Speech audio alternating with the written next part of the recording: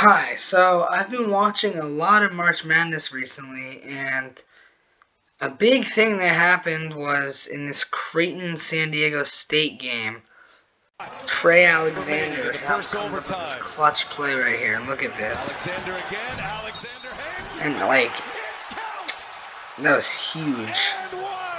And that basically won them the game. So yeah, that was big. And then, so let's see. I had Kansas winning in my bracket, so that looks pretty good. Yeah, wait, who is even the best player on Kansas's basketball team? Let's see. Oh yeah, Ochai Agbaji. He's played really well this year. He's made himself into a really good player. Yeah, so then Providence I had beating South Dakota State, so I'm happy about that. What's the guy's name on Providence?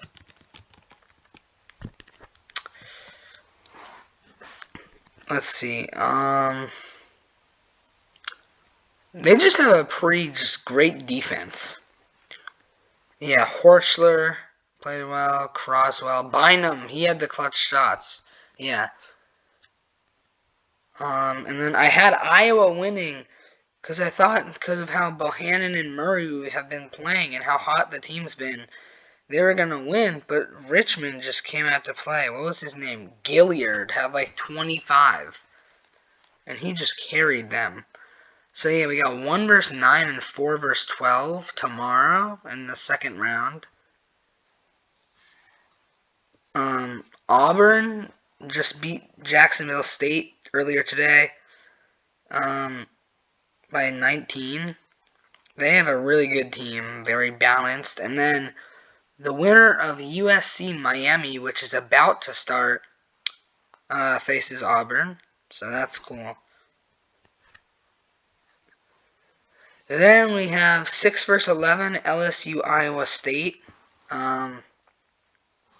I picked LSU in that one, but that's going to be a close game. I don't really know who will win.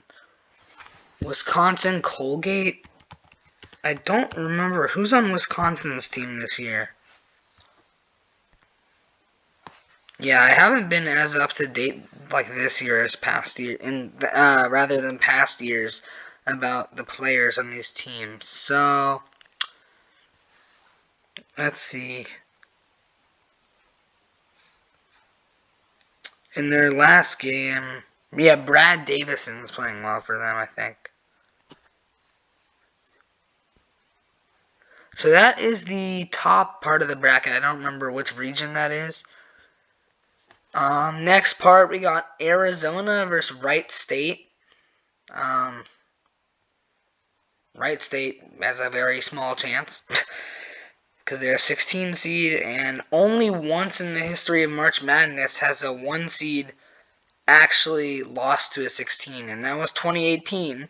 And sadly, I actually picked Virginia, the team that lost, as the 1 seed to win the championship that year. And well, my brother was making fun of me for getting that wrong like the whole rest of that year. So yeah. And then the winner of Seton Hall TCU faces Arizona or Wright State. Probably going to be Arizona. That's an exciting game because Seton Hall lost their best player, Miles Powell, like 2 years ago. Or maybe last year, I don't remember when. And TCU is just not as good as these other teams. Yeah. Illinois Chattanooga tonight. I have Illinois winning, but Chattanooga has a chance, sort of. Yeah. Houston UAB. I watched Houston the other night against Memphis in the American Conference Championship game. And Houston was like tearing the lights out of the game. Like they were just killing it. They were playing so well down the stretch that I just don't think they're gonna lose to UAB. I have them in the Sweet 16, at least the Sweet 16. I don't remember. exactly how far they go. But, yeah. Michigan, I actually predicted them to beat Colorado State. Yeah. So, that happened. And then Tennessee, I predicted to beat Longwood, which is not that crazy because they're a lot better.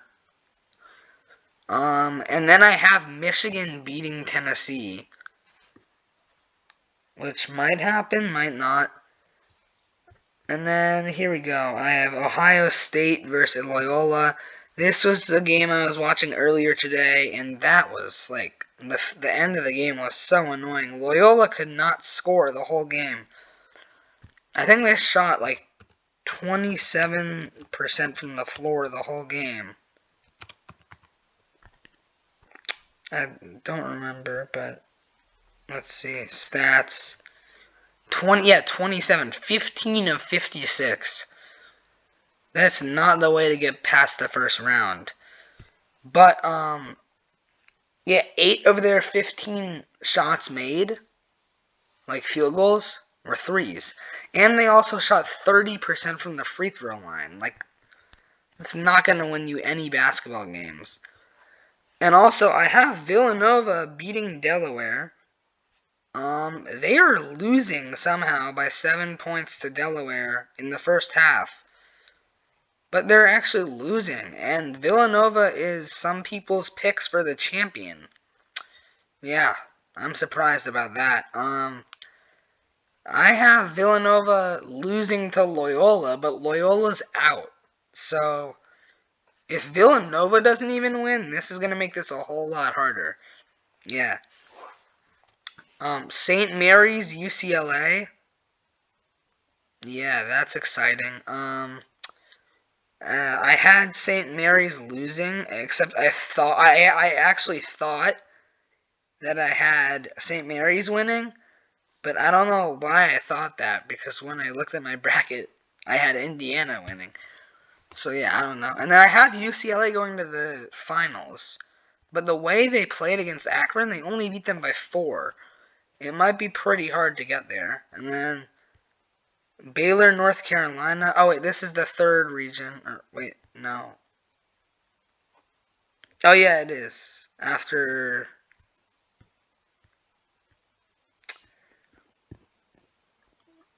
Oh yeah, here's the start of the third region. Yeah. Oh, oops. Baylor crushed Norfolk State and UNC crushed Marquette. I expected both of them to win. Yeah. I have North Carolina beating Baylor. I know, very bold prediction because Baylor is a 1 seed and they're expected to win. But yeah, North Carolina. I just have a feeling because Caleb Love was scorching the Nets in the first half last game. He had 21 points in just the first half alone, which is crazy. And here is where things get very interesting because I have Kentucky all the way in the Elite 8, but somehow St. Peter's beat them. And by the way, like no cap, this actually happened. It's like insane that St. Peter's, out of all schools, was the team to beat Kentucky, who like 14% of people have as their champion. Let me see, actually. Most popular March Madness champions. Alright, my percentage was way off. Yeah. It's 6%. Still a very high percent for a team that's already out in the first round. Gonzaga is picked by 30% of people, though. That's even crazier. Yeah. I had Murray State losing to Kentucky, but now I don't want either of these teams to win, except I'd rather have Murray State. I don't know. Or it doesn't really matter. It's just I don't want them to get past that round because I have Purdue versus Yale. Right now, yeah, that's a good game. I might check on that later. Yeah, they're up by 10. Jaden Ivey, the point guard, who's the top-ranked point guard in the NBA draft this year. He's playing very well, so that's why they're up by a lot. Or no, they're not even up by that much. It's only 10. Texas, Virginia Tech at 8:30. That's coming up. 8:30 London time. So, yeah. Alabama, Notre Dame coming up at 8:15 London time. Yeah, that's going to be an exciting game.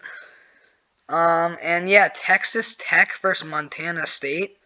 I was looking at some of the brackets that are still perfect. One guy had Montana State beating Texas Tech and going all the way to the Sweet 16. That prediction is looking really bad right now. Yeah. And then we got Duke, Cal State, Fullerton at 11:10. That's very late. And then Michigan State, Davidson. I had Davidson, but I don't remember who's on the Michigan State team.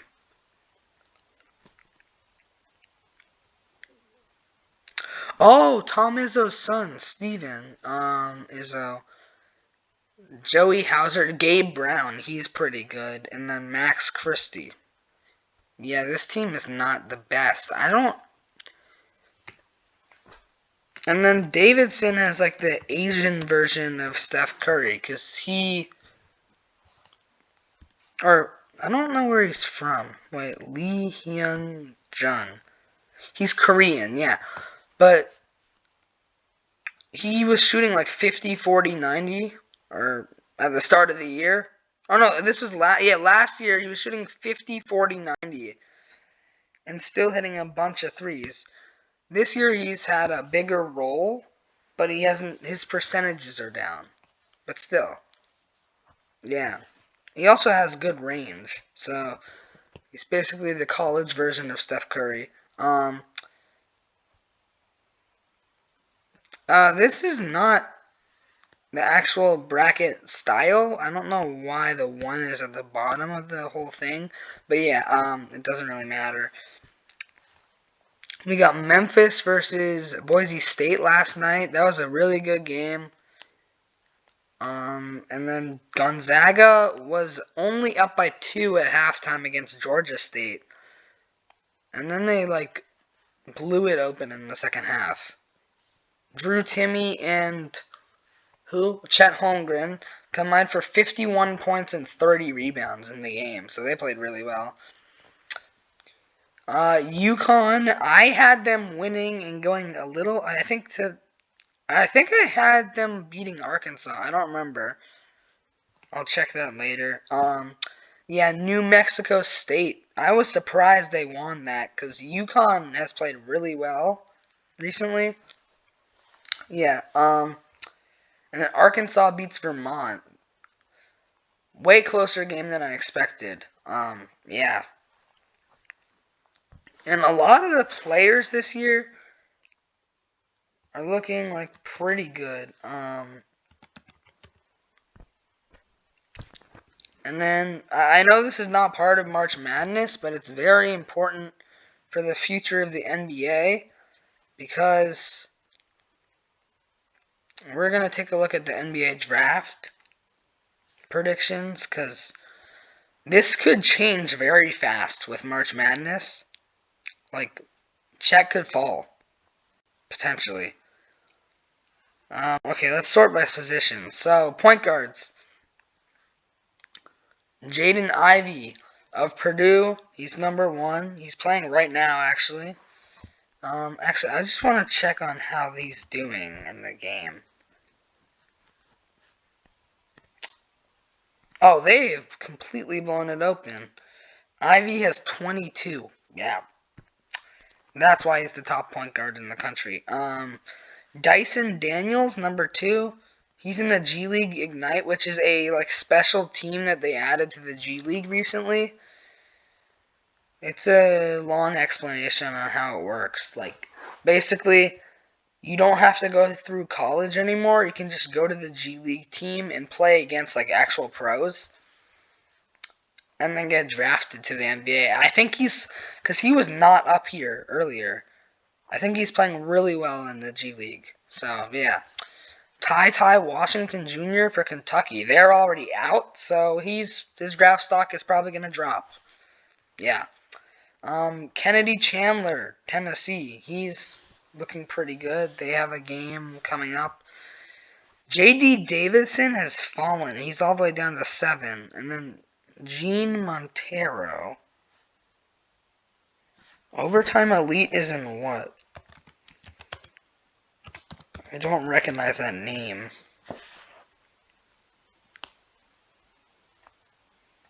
Dominican Team Overtime of Overtime Elite.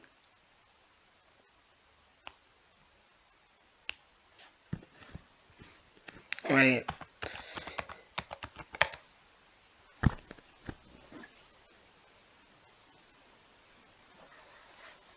Oh, it's in Atlanta? Did they add another, like, G League team or something? Oh, no, it's a new league. Wait, that's actually cool. They're paying high school players money. I actually didn't know about this. That's pretty cool. Yeah, wow. Alright, so those are the point guards. Shooting guards. Shaden Sharp, also Kentucky. His draft stock's probably going to drop. Here we go. Johnny Davis. Yeah. He could be the reason why Wisconsin goes pretty far. I don't know who this guy is. Marjon Beauchamp. How is he playing in the G League? Because he was not high at all earlier.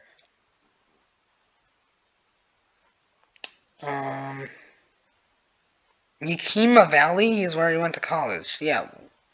What is that? Never heard of that place. Alright. Interesting. Malachi Branham for Ohio State. He was playing just now. He did really well. He made this play late in the game where he like jumped up really high to get a rebound and somehow got the ball, put up a shot, and got fouled. He missed the shot, but the ability to get up there and get the ball and take a shot and get fouled and get 2 free throw attempts like saved them the game. They like Loyola. It gave them Loyola like no chance of coming back. And then we got Jaden Hardy, also G League Ignite. He was like a top 5 prospect earlier. So Duke, AJ Griffin, number 1, Benedict Mathurin, number 2, Ochai Agbaji, number 3, Tari Eason, number 4, and then Kendall Brown, number 5. I thought he was supposed to go to the next, like the draft after this, but I don't know.